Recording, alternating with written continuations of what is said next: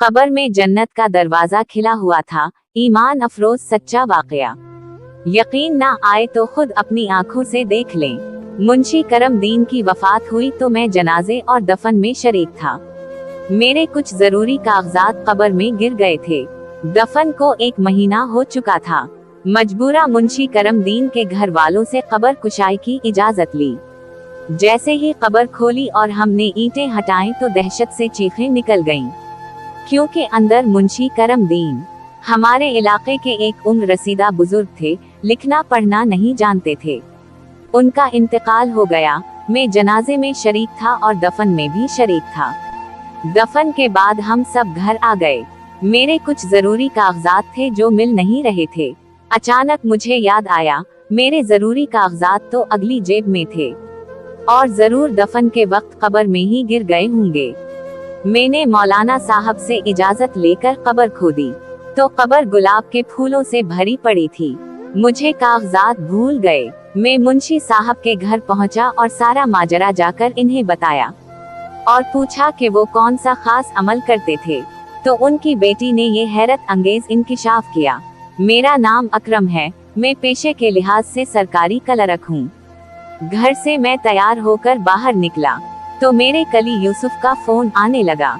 मैंने कॉल उठाई तो वो इन कागजात का तकाजा कर रहा था जो उसने मुझे 2 दिन पहले संभाल कर रखने को दिए थे। मैंने इसे इत्मीनान दिलाया कि वो कागजात मेरे घर पर मौजूद हैं। तुम्हें घबराने या परेशान होने की जरूरत नहीं है। मैं लेकर बस घर से निकल रहा हूँ। इसको तो मैंने तसल्ली करवा दी थी, लेकिन कागजात का सुनते ही मैं अपनी जेब टटोलने लगा। फिर मुझे याद आया, 2 दिन पहले तो मैंने ये हवाले कपड़े पहने ही नहीं थे। मैं घबरा गया और सोचने लगा, इस दिन मैंने कौन सा सूट पहना था। जैसे ही मुझे याद आया, मैं जल्दी से मुड़ा और फिर घर के अंदर जाने लगा। मेरी माँ और बीवी मुझे इस तरह परेशानी की हालत में घर वापस आता देख चुकी थी और वो बहुत परेशान हो गईं और सारे काम छोड़कर मुझे देखने लगे। मैंने उन दोनों के सवालों को नजरअंदाज किया और फिर भागते हुए अपने कमरे में जाकर वो काला सूट ढूंढने लगा जो इस दिन मैंने पहन रखा था, क्योंकि मुझे अच्छे से याद है घर से बार बार फोन आने के बायस यूसुफ ने जो कागजात दिए थे वो मैंने जेब में ही डाल दिए थे। फिर मुझे घर आकर इस बात का ध्यान ही नहीं रहा कि वो अहम कागजात मेरी जेब में थे और मुझे संभाल कर रखने थे। मैं तो मुंशी साहब की वफात का सुनकर ही बिखर गया था, क्योंकि मेरे वालिद के जाने के बाद सबसे ज्यादा ख्याल इन्होंने मेरा रखा था। इन्होंने कभी भी मुझे एक वालिद की कमी महसूस नहीं होने दी। जैसे ही घर आया, मैंने मोटरसाइकिल खड़ी की और फिर मुंशी साहब के जनाजे की तरफ चला गया। मुझे तो होश ही ना रहा। मैंने सारा कमरा अलट पलट कर देख लिया। मेरी बीवी भी कमरे में आ चुकी थी। वो मुझसे पूछ रही थी कि आखिर मैं इतना बदहूस क्यों हूँ और मैं क्या ढूंढ रहा हूँ। आप मुझे बताएं ताकि मैं आपकी कोई मदद कर सकूं। लेकिन कागजात गुम हो गए हैं, ये सोचकर ही मुझे टेंशन होने लगी। अब मैं यूसुफ को कौन से कागजात दूंगा, क्योंकि वो तो हरगिज चुप होने वाला नहीं था। मैंने बीवी की एक ना सुनी और सारी अलमारी अलट कर देख ली। इसमें से वो सूट नहीं निकला। मैं घबरा गया। तभी मैंने अपनी बीवी से पूछा, मैंने उस दिन जो काला सूट पहना था वो कहाँ है? वो कहने लगी, लेकिन क्यों? तभी मैंने इसे बताया कि इसमें बहुत अहम कागजात थे। वो बेचारी तो पहले ही मेरे गुस्से और हड़बड़ाहट की वजह से सहमी हुई थी। मेरे इस तरह गुस्सा करने पर वो जल्दी से मेरे साथ वो सूट ढूंढने लगी। फिर कुछ याद आने पर उसने सर पर हल्की सी चपत मारी और कहने लगी, खुदा मुझे अकल अता करे। मुझे तो अब याद आया कि मैंने वो कपड़े मशीन में धोए थे। वो तो छत पर होगा। ये कहकर वो बहुत जल्दी से भागते हुए छत पर जाने लगी। मुझे इतना सख्त गुस्सा आ रहा था कि मेरा दिल चाह रहा था कि हर चीज तबाह बर्बाद कर दूं, क्योंकि मेरे ऑफिस में सबके सामने बेइज्जत होने वाली थी और वजह थी मेरी बीवी। मैं जल्दी से बगैर जूते पहने छत पर चढ़ने लगा। मेरी बीवी पहले ही वहां पहुंच चुकी थी। इसने तार पर से सारे गीले कपड़े निकाले और इसके नीचे से वो काला सूट भी निकल आया। मैंने जल्दी से इसके हाथ से वो सूट छीन लिया और उसे देखने लगा। मैंने सारी जेबें चेक की, लेकिन वो कागजात मुझे नहीं मिले। मैं सोचने लगा कि इस दिन कागजात मिलने के बाद मैं कहाँ गया था, जहां मैं वो कागजात तलाश कर सकता हूं। सितंबर 19, जुमेरात के दिन मुंशी साहब का इंतकाल हुआ था। मेरे वालिद के जाने के बाद जब कोई भी हमारी खबर लेने वाला नहीं था, रिश्तेदार हमसे दूर रहते थे और हमें नजरअंदाज करते थे। ऐसे में एक शख्स हर महीने अपने पैसे से राशन लाकर हमें दिया करता था। मेरी वालिदा को नहीं पता था कि वो कौन है, लेकिन मैं अच्छे से जानता था कि गली के आखिर में जो घर है, इसके सरबराह मुंशी साहब ही हमारे घर राशन लेकर जाते थे। वो हमारे हालात से बखूबी वाकिफ थे। तब मैं यूनिवर्सिटी के आखिरी साल में था। जल्द ही मैं अपने पैरों पर खड़ा होने वाला था। मेरे वालिद की जगह मेरी क्लर्क की नौकरी लग चुकी थी, लेकिन मैं अपनी डिग्री मुकम्मल करना चाहता था। अब्बा की पेंशन से घर का खर्च चलाना मुश्किल था। ऐसे में मेरी पढ़ाई के इखराजात भी एक इजाफी बोझ थे। ना जाने अब्बा वो सारे इखराजात कैसे पूरे करते थे। अब्बा की वफात के बाद मुझे पता चला कि इनकी तनख्वाह से हमारा गुजारा नहीं होता था। वो तो 24 घंटे में से 12 घंटे काम करते थे, तब जाकर कहीं मुश्किल से गुजारा होता था। मुश्किलात ने मुझे समझने ही ना दिया कि मैं क्या करूं। तब मैं मुंशी साहब के पास गया और उनसे काम मांगा, ताकि दिन में यूनिवर्सिटी जा सकूं और रात को उनके पास काम कर सकूं। मुंशी साहब ने मुझे समझाया, तुम्हारी नौकरी तो तुम्हारे वालिद की जगह लग सकती है, पैसों की टेंशन मत लो, मैं तुम्हें उधार दे दूंगा ताकि तुम सुकून से पढ़ाई मुकम्मल कर सको। इन्होंने मेरे पढ़ाई के इखराजात उठाए और महीने का राशन भी भिजवाते रहे। मैं उनके एहसान तले दबता जा रहा था। जैसे ही मेरी पढ़ाई मुकम्मल हुई, मैंने फैसला किया, सबसे पहले मैं उनका सारा कर्ज चुका दूंगा। मुझे 2 साल लगे वो पैसे लौटाने में। अगर मुंशी साहब मेरी मदद ना करते तो मेरी पढ़ाई अधूरी रह जाती और मुझे कभी तरक्की ना मिलती। मैं उनका जितना शुक्रिया अदा करूं, वो कम है। अब्बा के जाने के बाद इन्होंने हमें संभाला। आज भी जब इन्हें कोई काम पड़ता है तो मैं कितना भी मसरूफ क्यों ना हूँ, सब कुछ छोड़कर उनकी मदद के लिए पहुँच जाता हूँ। काफी दिनों से उनसे मुलाकात नहीं हो पाई थी। मैं ऑफिस में बहुत ज्यादा मसरूफ था। तभी मेरी बीवी की कॉल आई। इसने बताया, मुंशी साहब का इंतकाल हो गया है। मुंशी साहब के इंतकाल की खबर सुनकर मुझे लगा जैसे मैं फिर से यतीम हो गया हूँ। मेरे वालिद के बाद मेरा सहारा भी इस दुनिया से चला गया था। मैं जैसे खड़ा था वैसे ही घर लौट आया। दफ्तर में भी मैंने यही बताया कि मेरे वालिद के भाई का इंतकाल हो गया है, क्योंकि मेरे वालिद उनसे बहुत अटीच थे। मुंशी साहब, मैं इन्हें अदब से बुलाता था, लेकिन वैसे तो मैं अक्सर इन्हें चाचा कहा करता था। वो भी इस तरह बुलाए जाने पर बहुत खुश होते थे। मेरे सर पर हाथ रखते, मेरे माथे को चूमते और ढेरों दुआएं देकर रुखसत करते। आज जब वो इस दुनिया से चले गए तो मुझे लगा जैसे मैं पूरी दुनिया में अकेला रह गया हूँ। मुंशी साहब हमारे इलाके के सबसे बुजुर्ग शख्स थे। वो लिखना पढ़ना नहीं जानते थे, लेकिन अपने काम में माहिर थे। जब कागज नहीं मिले तो मुझे याद आया कि मुंशी साहब के जनाजे और दफन के वक्त में वही मौजूद था और मौलवी साहब की हिदायत पर काम कर रहा था। शायद वो कागज मेरी जेब से गिरकर कब्र में या मिट्टी में दब गया हो। अगर वो कागज नहीं मिलते तो मेरी नौकरी चली जाती। मैं किसी भी तरह उनका हल चाहता था। मैंने मौलवी साहब से मशवरा किया तो इन्होंने कहा, इस दौरान कब्र खोदना सही तो नहीं, लेकिन जैसा तुम कह रहे हो कि इन कागजात की गुमशुदगी से तुम्हारी नौकरी जा सकती है, तो मैं तुम्हें इजाजत देता हूँ कि तुम कब्र खोद कर कागज निकाल लो। उनकी ये बात सुनकर मुझे राहत मिली। यूसुफ साहब सुबह से मुझे बार बार कॉल करके तंग कर रहे थे और पूछ रहे थे कि आखिर वो कागजात कहाँ हैं। मैंने अब इन्हें बता दिया कि मैं कागज तलाश कर रहा हूँ।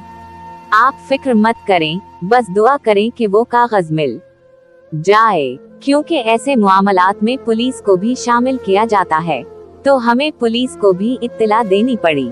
शक्र है कि मेरा एक दोस्त जो पुलिस में इंस्पेक्टर के ओहदे पर काम कर रहा था, मेरी मदद करने को तैयार हो गया। फिर बगैर किसी को बताए हमने कब्र खोदने का काम शुरू कर दिया। मौलवी साहब ने जो वक्त बताया था, हम उसके मुताबिक पहले ही कब्रिस्तान पहुंच गए थे और खुदाई करने लगे। मुंशी साहब के घर वालों से भी हमने इजाजत मांगी थी। पहले तो इनकी बीवी राजी नहीं हुई, लेकिन मुझसे हमदर्दी करते हुए इन्होंने इजाजत दे दी कि उनके शौहर की कब्र खोलकर वो कागजात ढूंढ लिए जाएं। हम सब तैयार थे। वहां तकरीबन 4 लोग मौजूद थे, एक मौलवी साहब, दूसरा गोरकन, मैं और चौथा इंस्पेक्टर बशीर। मैंने अपने दिमाग में आने वाले ख्यालों को मुश्किल से रोका था, क्योंकि मेरे जहन में बार बार एक ख्याल आ रहा था कि मुंशी साहब ना जाने किस हालत में कब्र में मौजूद होंगे। इंसानी जिस्म तो 17 दिनों में गल सड़ जाता है, अब तो इन्हें गए हुए तकरीबन 30 दिन हो चुके थे। मुझे बहुत डर लग रहा था, हाथ कांप रहे थे, लेकिन गोरकन के कहने पर हम मिट्टी हटाने लगे। मैं बार बार आयत अलकरसी का वरद कर रहा था, क्योंकि मेरे अंदर खौफ बैठ चुका था। ऐसा वक्त जब कोई कब्रिस्तान जाना भी पसंद ना करे। ऐसे में हम कब्र खोद रहे थे। दिल दहल गया था, मेरे होश ठिकाने नहीं थे। आखिरकार कब्र खोलने में हम कामयाब हो गए। थकावट से हमारा वजूद दर्द कर रहा था। ऊपर से आसमान पर बादल छा चुके थे। ऐसा लग रहा था कि अभी बारिश शुरू हो जाएगी। हम जल्दी जल्दी अपना काम निपटाना चाहते थे। जैसे ही हमने कब्र खोदी, सामने का मंजर देखकर हम हैरान रह गए। वो कब्र तो फूलों से भरी हुई थी। तभी मैं सोच रहा था कि इतनी ज्यादा खुशबू कहाँ से आ रही है। जैसे ही हमने कब्र खोदना शुरू किया था, वो खुशबू मेरे नथनों से टकरा रही थी। इतनी बेहतरीन खुशबू मैंने आज तक नहीं सूंघी थी। शायद ये जन्नत की खुशबू थी। लेकिन जैसे ही हमने कब्र खोली, वो फूलों से भरी हुई थी। मुंशी साहब का चेहरा 14वीं के चांद की तरह चमक रहा था और उनके कफन पर मिट्टी का एक भी दाग नहीं था। इन्हें इस हालत में देखकर हम डर गए। बारिश के आसार साफ दिख रहे थे। बादल जोर जोर से गरज रहे थे। बिजली चमक रही थी। ऐसे में ठंडी हवा ने दरख्तों के पत्तों को हिलाकर एक खौफनाक मंजर पेश कर दिया। हम सब बहुत ज्यादा डर गए थे। उसी डर और खौफ की वजह से हम ये भूल गए कि हम कागजात के लिए कब्र खोद रहे हैं। मैं सब कुछ भूल चुका था। हमने वो कब्र दोबारा बंद की, अच्छे से लपाई की और फिर दौड़ते हुए मुंशी साहब के घर पहुंच गए। मेरा जिस्म कांप रहा था, घबराहट बढ़ती जा रही थी। सारा बदन पसीने में डूबा हुआ था। आंखों में खौफ ने डेरा जमा लिया था। मैं तो मुंह से एक लफ्ज भी निकालने के काबिल नहीं था। मुंशी साहब का बड़ा बेटा घर से बाहर निकला। इसने मेरी ये हालत देखी तो मुझे बैठक में बिठाया। इसे लगा शायद मुझे ठंड लग गई है, इसलिए उसने हीटर चला दिया और खुद चाय लेने चला गया। क्योंकि जितना मैं डरा हुआ था, उसे साफ जाहिर हो रहा था कि मैं कुछ भी बोलने के काबिल नहीं था। मुंशी साहब का बेटा इस्माइल चाय बनाकर ले आया। मेरी कपकपाहट में अभी तक कोई कमी नहीं आई थी, बल्कि मेरे अंदर डर और खौफ ऐसे समा चुका था जैसे मेरे जिस्म का हिस्सा हो। मेरी आंखों से आंसू बह रहे थे। शायद कब्रिस्तान में उस वक्त जाना मुझे बहुत महंगा पड़ गया था। मैं वहीं सोफे पर घुटनों में सर दिए बैठा हुआ था, जब इस्माइल कहने लगा, सब ठीक तो है ना? आप इस हालत में क्यों हैं? क्या आपके कागजात मिल चुके हैं? वो मुझसे बहुत सारे सवाल करना चाहता था, लेकिन मैं एक का भी जवाब नहीं देना चाहता था। मेरे दिमाग में बोलने के लिए बहुत से अल्फाज जुमा थे, लेकिन मेरे मुंह से एक भी लफ्ज बाहर नहीं निकल रहा था। मैं अपनी ही हालत से बेखबर था। तभी इस्माइल को किसी दोस्त का फोन आया। पता चला कि उसका एक्सीडेंट हो चुका है, तो वो फौरन इसकी मदद करने चला गया। जाते हुए कहने लगा, मैं अभी 10 मिनट में वापस आ रहा हूँ, आप तब तक यहीं रुकिए, मैं आकर आपसे पूरी सूरत-ए-हाल समझूंगा। मैंने उसे जाने दिया, क्योंकि मैं खुद कुछ भी बोलने या सुनने के काबिल नहीं था। थोड़ी देर बाद जब मेरे होश बहाल हुए तो मैंने वो चाय पी जो अब तक ठंडी हो चुकी थी। मैं अभी ठंडी चाय खत्म ही करने वाला था कि मुंशी साहब की बड़ी बेटी रुखसाना मेरे पास आई और कहने लगी, भाई साहब, आप यहाँ कब तक बैठे रहेंगे? मुझे लगता है भाईजान को देर हो जाएगी।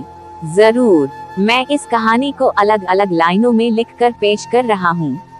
Dash dash dash. मुंशी साहब के इंतकाल की खबर सुनकर मुझे लगा जैसे मैं फिर से यतीम हो गया हूँ। मेरे वालिद के बाद मेरा सहारा इस दुनिया से चला गया था। मैं जैसे खड़ा था वैसे ही घर लौट आया। ऑफिस में भी मैंने यही बताया कि मेरे वालिद के भाई का इंतकाल हो गया है, क्योंकि मेरे वालिद उनसे बहुत अटीच थे। मुंशी साहब, मैं इन्हें अदब से बुलाता था। वैसे तो मैं अक्सर इन्हें चाचा कहा करता था। वो भी इस तरह बुलाए जाने पर बहुत खुश होते थे। मेरे सर पर हाथ रखते, मेरे माथे को चूमते और ढेरों दुआएं देकर रुखसत होते। आज जब वो इस दुनिया से चले गए तो मुझे लगा जैसे मैं पूरी दुनिया में अकेला रह गया हूँ। मुंशी साहब हमारे इलाके के सबसे बुजुर्ग शख्स थे। वो लिखना पढ़ना नहीं जानते थे, लेकिन अपने काम में माहिर थे। जब कागज नहीं मिले तो मुझे याद आया कि मुंशी साहब के जनाजे और दफन के वक्त में वही मौजूद था और मौलवी साहब की हिदायत पर काम कर रहा था। शायद वो कागज मेरी जेब से गिरकर कब्र में या मिट्टी में दब गया हो। अगर वो कागज नहीं मिलते तो मेरी नौकरी चली जाती। मैं किसी भी तरह उनका हल चाहता था। मैंने मौलवी साहब से मशवरा किया तो इन्होंने कहा कि इस दौरान उनकी कब्र खोदना सही बात तो नहीं है, लेकिन जैसा तुम कह रहे हो कि इन कागजात की गुमशुदगी से तुम्हारी नौकरी जा सकती है, तो मैं तुम्हें इजाजत देता हूँ कि तुम वो कब्र खोद कर कागज निकाल लो। उनकी ये बात सुनकर मुझे राहत मिली। यूसुफ साहब सुबह से मुझे बार बार कॉल करके तंग कर रहे थे और पूछ रहे थे कि आखिर वो कागजात कहाँ हैं। मैंने अब इन्हें बता दिया कि मैं कागज तलाश कर रहा हूँ। आप फिक्र मत करें, बस दुआ करें कि वो कागज मिल जाए, क्योंकि ऐसे मामलात में पुलिस को भी शामिल किया जाता है, तो हमें पुलिस को भी इत्तला देनी पड़ी। शक्र है कि मेरा एक दोस्त जो पुलिस में इंस्पेक्टर के ओहदे पर काम कर रहा था, मेरी मदद करने को तैयार हो गया। फिर बिना किसी को बताए हम कब्र खोदने का काम शुरू कर दिया। मौलवी साहब ने हमें जो वक्त बताया था उस वक्त के मुताबिक हम लोग पहले ही कब्रिस्तान पहुंच गए थे और खुदाई करने लगे। मुंशी साहब के घर वालों से भी हमने इजाजत मांगी थी।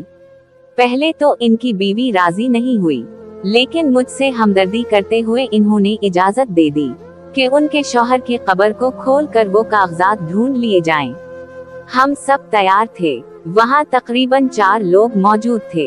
एक मौलवी साहब, दूसरा गोरकन, मैं और चौथा इंस्पेक्टर बशीर। मैंने अपने दिमाग में आने वाले ख्यालों को मुश्किल से रोका था, क्योंकि मेरे जहन में बार बार एक ख्याल आ रहा था कि मुंशी साहब ना जाने किस हालत में कब्र में मौजूद होंगे। इंसानी जिस्म तो 17 दिनों के अंदर गल सड़ जाता है। अब तो इन्हें गए हुए तकरीबन 30 दिन हो चुके थे। मुझे बहुत डर लग रहा था, हाथ कांप रहे थे, लेकिन गोरकन के कहने पर हम मिट्टी हटाने लगे। मैं बार बार आयत अलकरसी का वरद कर रहा था, क्योंकि मेरे अंदर खौफ बैठ चुका था। ऐसा वक्त जब कोई कब्रिस्तान जाना भी पसंद ना करे। ऐसे में हम कब्र खोद रहे थे। दिल दहला हुआ था, मेरे होश बिल्कुल भी दुरुस्त नहीं थे। आखिरकार कब्र को खोलने में हम कामयाब हो गए। थकावट से हमारा वजूद दर्द कर रहा था। ऊपर से आसमान पर बादल छा चुके थे। ऐसा लग रहा था कि अभी बारिश शुरू हो जाएगी।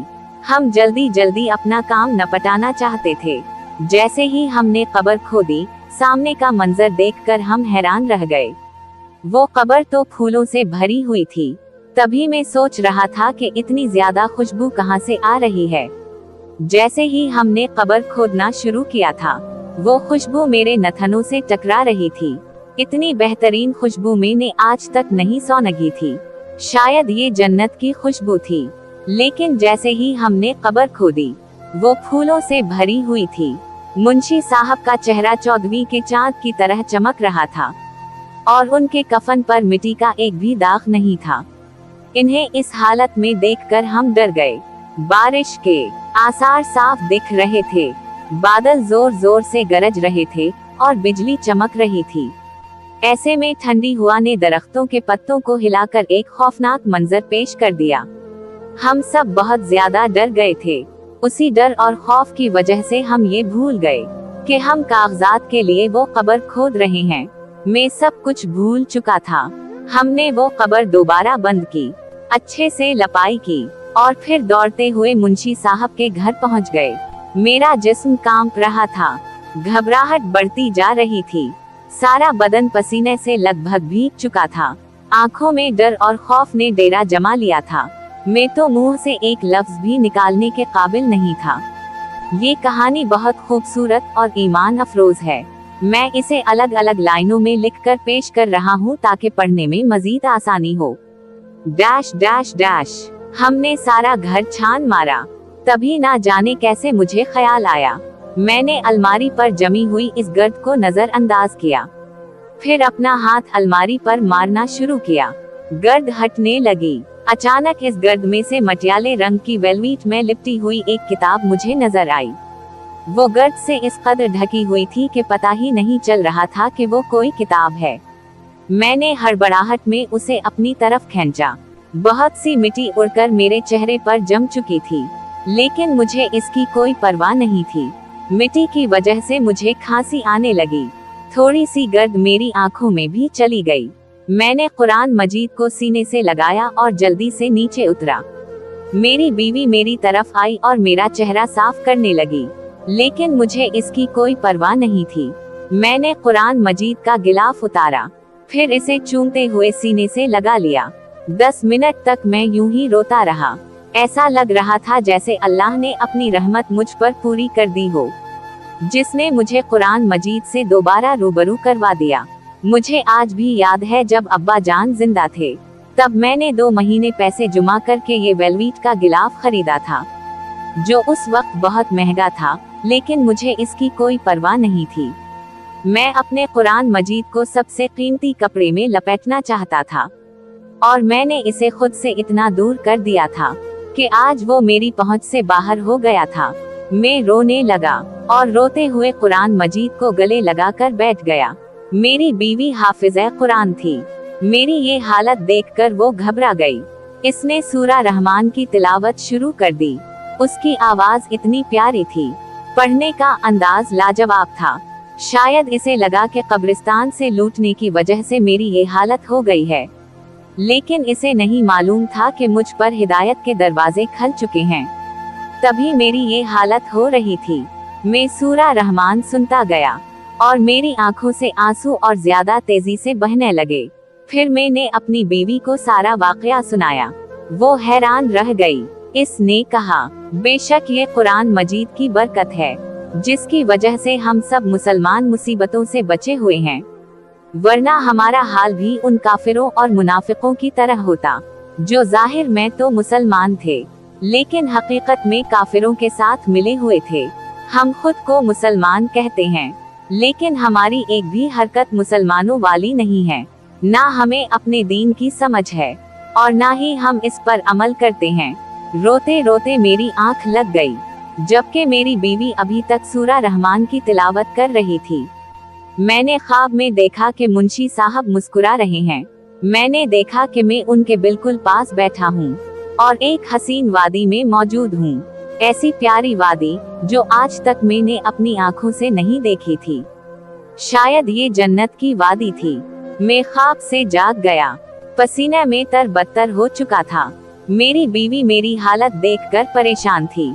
तभी वो कहने लगी, आप नमाज में गफलत बरतते हैं। अभी वजू कीजिए और इशा की नमाज अदा कीजिए, देखना आपको सुकून मिलेगा।